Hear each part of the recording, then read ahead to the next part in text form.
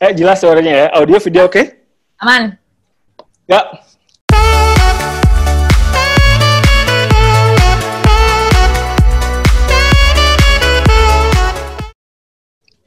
Hai guys, kali ini aku akan ngobrol dengan seniorku yang sangat senior di kantor, yang sangat terkenal, the one and only Rico. Aduh, kacamata rusak nih, kacamata. Aduh, kenapa sakit kacamatanya? Iya, harus dibenerin. Gitu ya. Yang terkenal banget, kayak siapa yang gak kenal gitu ya kan? Jadi umur lo berapa, Mas? Lu tau gak itu pertanyaan yang kurang sopan? Nih, pelajaran pertama untuk menjadi seorang jurnalis. Mesti punya empati. Pertanyaan lu tuh gak ada empatinya barusan. Duh, gue tau, gue masih dimaki-maki. Lu bukan riset, itu pertanyaan macam apa? Lu tidak riset, itu bukan sebuah harus ditanyakan. Gue ganti pertanyaannya. Lo udah berapa lama jadi wartawan? Waduh. Gue tuh mulai di 2002. 2002 itu jadi penyiar radio. Wah, di RRI Bogor. Aduh, kacamatanya butuh diperbaiki lagi. 2002 gue di RRI Bogor. Sampai itu sambil kuliah lulus SMA ambil kuliah, siaran, jadi produser dan lain-lain. Gue nggak tahu itu wartawan atau bukan, tapi kita kadang-kadang live report, baca berita juga di beberapa tempat, di beberapa acara. Habis itu gue ke SCTV itu 2007 kalau nggak salah. Kalau nggak salah 2007 di SCTV. Gue sempat jadi wartawan kepresidenan. Habis itu kerja di istana dulu. Satu ya? Wartawan RRI 1 sama gue sempet jadi asisten jubir presiden. Dengan kata lain, pembantu level sekian. Gitulah. Nah, habis itu ditawarin di Kompas. Tampaknya sebenarnya ada iringan suara dulu nih, Mas, di belakang. Iya. Alisnya nangis ya. Malum, seorang ayah. Asik. Terus. Udah gitu dari RRI, liputan nama SCTV, sempat ke istana, berhubungan dengan wartawan juga. Habis itu udah di Kompas sampai sekarang. Buat gue jurnalisme itu tetap sama, etos kerja, empati, kerja keras, mau belajar. Jurnalis itu punya nilai. Nggak semua orang bisa memasukkan nilai itu ke apa yang dia rekam. Nggak semua orang bisa memasukkan kelengkapan itu. Misalnya gini, setiap orang bisa jadi jurnalis. Jurnalis itu bukan cuma ngerekam dong.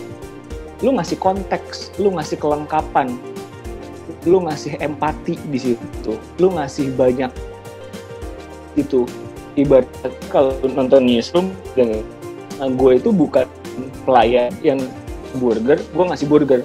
Ketika lo minta burger, gue akan kasih banyak hal. Dan jadi gue kurang setuju dengan kalimat setiap orang tuh bisa menjadi pemimpin redaksi, setiap orang bisa menjadi jurnalis.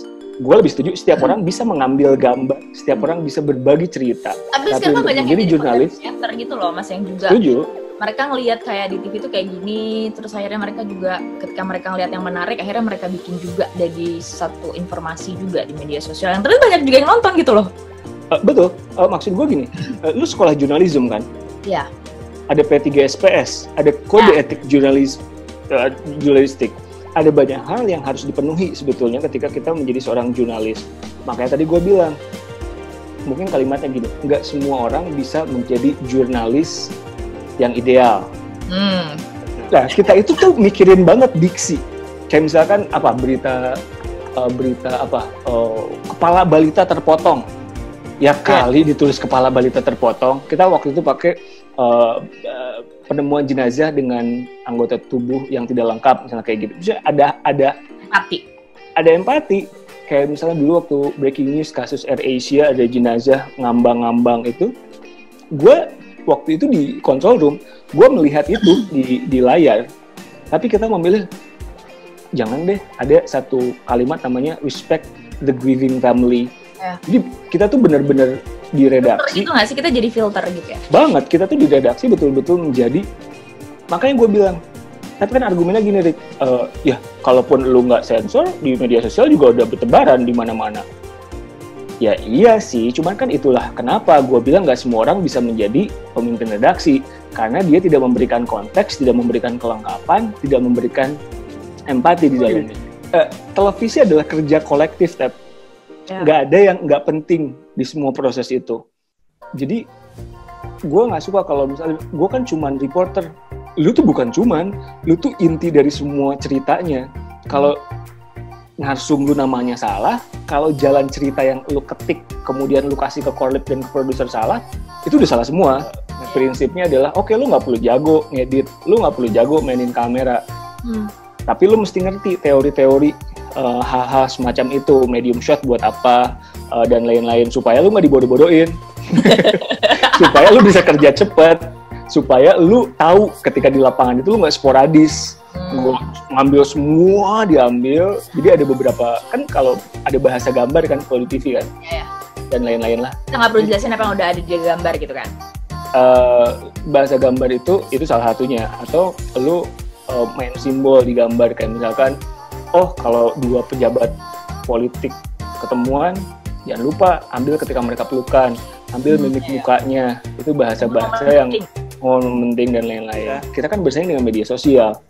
Makanya gimana caranya kita pakai aturan-aturan jurnalistik yang piramida terbalik dan lain-lain, kita gabungin pakai naskah dan lain-lain dengan etika dan lain-lain.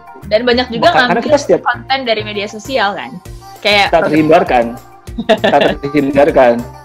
Kita bukan ngambil dari media sosial, kadang kita memberi kelengkapan. Kayak misalkan ada yang viral di media sosial, kayak misalkan ada sesuatu yang viral, kita memberi kelengkapan dan memberi konteks. Misalkan kita tambahin wawancara dari otoritas, kita tambahin wawancara dengan pengamat, kita kasih helikopter view di situ, supaya orang nggak cuma ngelihat gambarnya aja ngegelontor tanpa konteks. Itulah tugas kita, ngasih konteks, ngasih empati, ngasih banyak hal, sehingga orang oh gitu duduk masalahnya sebetulnya. Itu yang bikin kita nggak bakal terkalahkan, saya nggak bakal hilang dengan dia media sosial. Bisa hilang kalau jurnalisnya nggak belajar. Catat. Iya dong, live report itu tuh ada artinya. Kenapa lu berdiri di situ? Kenapa sesuatu dibikin VO? Kenapa sesuatu dibikin paket? Itu tuh semua ada fungsinya. Jadi bukan cuma biar keren aja aku tampil di TV. Kan aku nggak ada. Itu semua ada teori-teorinya. Jadi dari mulai reader, VO, paket TTC, LOT, live report, medium shot. Kenapa dibuat medium shot? Artinya apa? Fungsinya apa? Kenapa? Itu ada teorinya dan ada artinya. Makanya tadi gue bilang kalau jurnalisnya nggak belajar, etika itu akan hilang. Karena lu bersaing dengan, gue nggak bilang nggak ada etikanya di sosial media gitu, lu bersaing dengan sesuatu yang deras banget dan menyenangkan untuk dilihat kadang-kadang. Nah maksud gue itu pengen susah sih kalau ada di posisi kita di TV berita, karena lu bersaing dengan yang lebih menyenangkan dan news itu tidak menyenangkan kan. Yang nonton lu tuh banyak, terutama TV-TV tetangga. Isi live report TV-TV tetangga itu juga akan sama dengan live report punya lo. Orang lo sebelah-sebelahan contek-contekan data. Bener banget. Orang mereka temen lo. Jadi lo harus punya sebuah uniqueness. Lo harus punya sebuah hal yang bisa membuat redaksi TV lain bilang gini, oh jadi beda ya di tangan dia liputannya. Jadi ketika lo melakukan live on tape yang bisa jalan-jalan, yang bisa jongkok, yang bisa nyium bau, lu lakukan itu.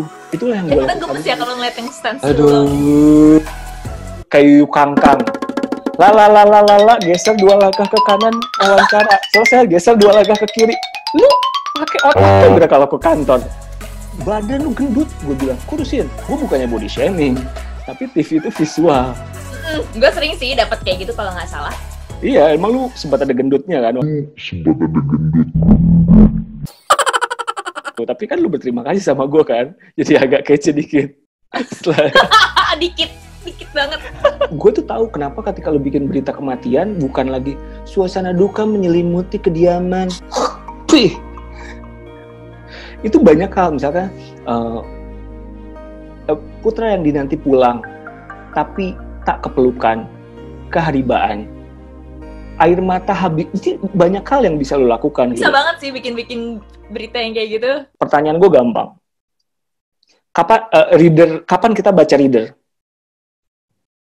Tep, kapan kita baca reader? Kapan ya? Tuh kan? Ini yang gue maksud. Reader itu apa? Reader itu yang dibaca sama presenter. Pas Iya. datanya dikit. Terus? Datanya dikit. Jadi kan reader cuma boleh pendek kan? Karena nanti kasihan. Oke, kapan kita baca reader? Jadi beritanya baru datang kali. Terus? Ini yang gue bilang. Reader itu ketika misalkan belum ada visual. Jadi ketika misalkan si presenter lagi baca lead. Saudara lagi baca lead, lagi siaran biasa, tiba-tiba ada bom. Udah kita verifikasi, bener nih ada bom, tapi kita belum dapat gambar. Udah, readerin aja. Bisikin ke presenter, bilangin ada bom di sini yang mati segini. Jadi presenter juga bilang, saudara informasi terbaru telah terjadi ledakan di sebuah tempat, namanya ini, korban sejauh ini gini, kepolisian masih belum. Udah kita ke berita selanjutnya. Itu reader namanya. Ketika lo belum dapat gambar. Baru datang. Clue-nya adalah belum dapat gambar. Oh, ya. Baru datang. Kalau udah dapat gambar itu jadi VO. Oh iya, benar. Oh my god. Iya, ini yang gue bilang. Gue Lupa. Ngeles. Karena gini, ketika lu sudah tahu basic journalism, itu akan gampang, Tep. Bener deh. Bikin paket itu, itu cepet banget. Kalau misalnya lu tahu paket itu buat apa, mulainya dari mana. Oke, mulai paket dari apa? Gambar apa? Yang paling menarik. Yes. Nggak semua orang paham itu. Jadi banyak orang bikin naskah aja dulu. Salah. Kalau lu mau bikin paket TV, lu lihat gambar dulu. Jangan dibalikin. Ya sampai naskahnya nggak ada gambarnya. Exactly. Atau jangan sampai gambar lu cuma 1 menit, naskah lu durasi 3 menit buat Gue diedit. pernah tuh.